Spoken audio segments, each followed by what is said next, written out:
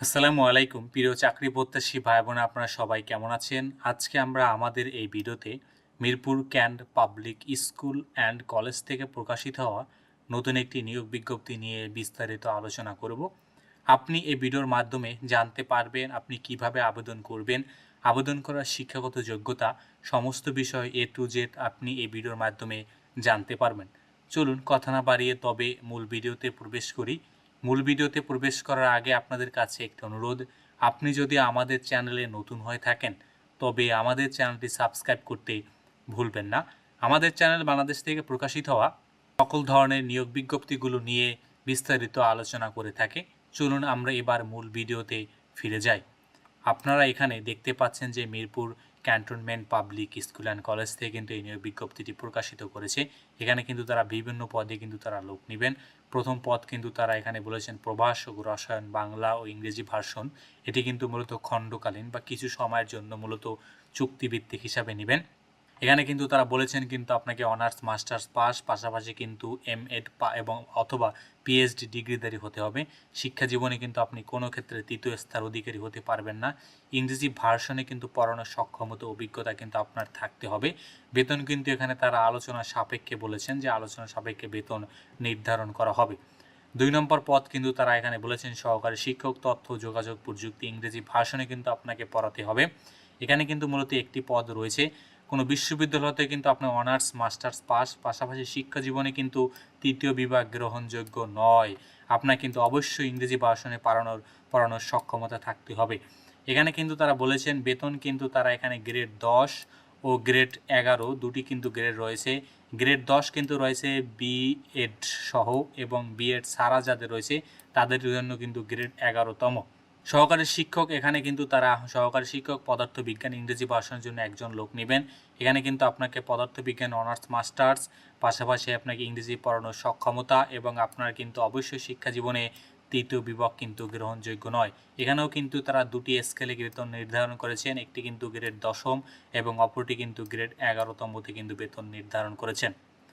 ৪ নম্বর পদ কিন্তু তারা এখানে বলেছেন সহকারী শিক্ষক ইংরেজি পড়ানোর জন্য সহকারী শিক্ষক তারা এখানে কিন্তু নেবেন। পদের সংখ্যা কিন্তু একটি।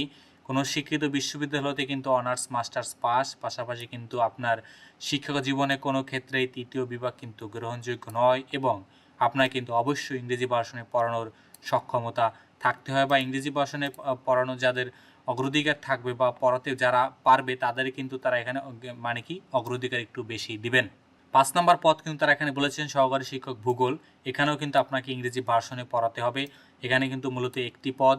এখানে কিন্তু তারা বলেছেন মানবিক বিভাগ হতে ভূগোল বিষয় কিন্তু অনার্স সহ মাস্টার্স কমপ্লিট করতে হবে এবং বাকি সমস্ত ক্রাইটেরিয়া কিন্তু পূর্বের মতোই সেম এবং বেতন স্কেলও কিন্তু পূর্বের মতো দুটি গ্রেডে কিন্তু তারা বেতন নির্ধারণ করে রেখেছেন। ৬ নম্বর পদ কিন্তু তারা এখানে বলেছেন সহকারী শিক্ষক। এটি কিন্তু মূলত খণ্ডকালীন পার্টিকুলার কিছু সময়ের জন্য একটি পদ মাত্র রয়েছে। এখানে কিন্তু অনার্স মাস্টার্স পাস পাশাপাশি কিন্তু আপনাকে শিক্ষা জীবনে কোনো স্তরে কিন্তু তৃতীয় বিভাগ কিন্তু গ্রহণযোগ্য নয় এবং অভিজ্ঞ প্রার্থীদের কিন্তু তারা এখানে অগ্রাধিকার দিবেন। বেতন কিন্তু তারা এখানে আলোচনা সাপেক্ষে নির্ধারণ করেছেন। ৭ম পদ কিন্তু নিম্নমান সহকারী কাম কম্পিউটার অপারেটর। উক্ত পদে তারা কিন্তু একজন লোক নেবেন এবং এখানে তারা বলেছেন কোনো শিক্ষা বোর্ড হতে ন্যূনতম কিন্তু এইচএসসি পাস এবং আপনার কিন্তু কম্পিউটার পরিচালনা বা টাইপিংয়ে কিন্তু খুবই দক্ষ হতে হবে। বাংলা ও ইংরেজিতে কিন্তু যথাক্রমে তারা এখানে বলেছেন ২৫ ও ৩০ শব্দ কিন্তু আপনার টাইপ গতি থাকতে হবে। বেতন কিন্তু তারা এখানে বলেছেন যে ১৬তম গ্রেড হিসাবে কিন্তু তারা এখানে বেতন নির্ধারণ করেছেন। কোনো সরকার অনুমোদিত কারিগরি প্রতিষ্ঠান হতে কিন্তু ৬ মাস মেয়াদি কিন্তু কম্পিউটার প্রশিক্ষণ অথবা কম্পিউটার ডিপ্লোমা সনদধারী কিন্তু আপনাকে অবশ্যই হতে হবে। তবে এখানে যারা সেনাবাহিনীর অবসরপ্রাপ্তদের ক্ষেত্রে কিন্তু নিয়োগের চুক্তিভিত্তিক ও বেতন কিন্তু সর্বসাকুল্যে বেতন নির্ধারণ করা হবে। নিম্নমান সহকারী কাম কম্পিউটার অপারেটর খণ্ডকালীন পদে তারা একজন লোক নেবেন। এখানে ন্যূনতম এইচএসসি পাস এবং কম্পিউটার টাইপিংয়ে কিন্তু আপনাকে অবশ্যই বাংলাতে ২৫ শব্দ ও ইংরেজিতে ৩০ শব্দ এবং বাংলাদেশের যে কোনো কারিগরি প্রতিষ্ঠান হতে কিন্তু ৬ মাস মেয়াদি কম্পিউটার প্রশিক্ষণ কিন্তু আপনাকে নিতে হবে। তবে অবসরপ্রাপ্তদের ক্ষেত্রে কিন্তু নিয়োগ চুক্তিভিত্তিক ও বেতন কিন্তু তারা সর্বসাকুল্যে এখানে বেতন নির্ধারণ করেছেন। ড্রাইভার পদে তারা এখানে ২ জন লোক নেবেন। যানবাহন চলাচলে কিন্তু তারা এখানে যানবাহন চালানোয় কিন্তু আপনার পেশাগত লাইসেন্সধারী ন্যূনতম এইচএসসি পাস এবং আপনার কিন্তু অবশ্যই ন্যূনতম 5 বছর বিভিন্ন ধরনের বাস মাইক্রো ইত্যাদি চালানোর কিন্তু এতে চালানোর অভিজ্ঞতা থাকতে হবে। তবে আপনারা যারা সেনাবাহিনী অবসরপ্রাপ্ত আছেন তাদের ক্ষেত্রে কিন্তু তারা বিভিন্ন ধরনের সুযোগ সুবিধা কিন্তু এখানে রেখেছেন।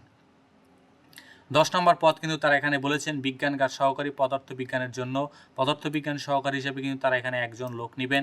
বিজ্ঞান বিভাগ কিন্তু ন্যূনতম এইচএসসি পাস আপনাকে করতে হবে। শিক্ষা জীবনে কোনো ক্ষেত্রে কিন্তু তৃতীয় বিভাগ গ্রহণযোগ্য নয় এবং কিন্তু বেতন কিন্তু তারা এখানে 18তম গ্রেড নির্ধারণ করেছেন। লিফটম্যান পদে তারা কিন্তু এখানে মূলত একজন লোক নেবেন। ন্যূনতম কিন্তু এইচএসসি পাস হলেই কিন্তু এখানে আবেদন করতে পারবেন, তবে অভিজ্ঞ সম্পন্ন প্রার্থীদের কিন্তু তারা এখানে অগ্রাধিকার দেবেন। বেতন কিন্তু তারা এখানে বলেছেন 9তম গ্রেডে কিন্তু তারা এখানে লিফটম্যানদের জন্য বেতন নির্ধারণ করেছেন। এখানে কিন্তু তারা বিশেষভাবে উল্লেখ করেছে 1 থেকে 6 নং পদের জন্য প্রার্থীকে বাংলা ও ইংরেজি লিখতে ও বলতে পারার কিন্তু অবশ্যই পারদর্শী হতে হবে, যেহেতু আপনাকে বাংলা ও ইংলিশ উভয় ভার্সনই আপনাকে পড়াতে হবে। 31 জুলাই থেকে কিন্তু এই নিয়োগ বিজ্ঞপ্তিটি শুরু হয়েছে। এটি কিন্তু 23 আগস্ট 2026 দুপুর 14 ঘটিকা পর্যন্ত আবেদন চলবে। আবেদন কিন্তু আপনাকে অনলাইনের মাধ্যমে আবেদন করতে হবে। বয়সসীমা কিন্তু তারা এখানে সর্বোচ্চ 35 বছর পর্যন্ত কিন্তু তারা এখানে বয়সসীমা কিন্তু তারা এখানে নির্ধারণ করেছেন।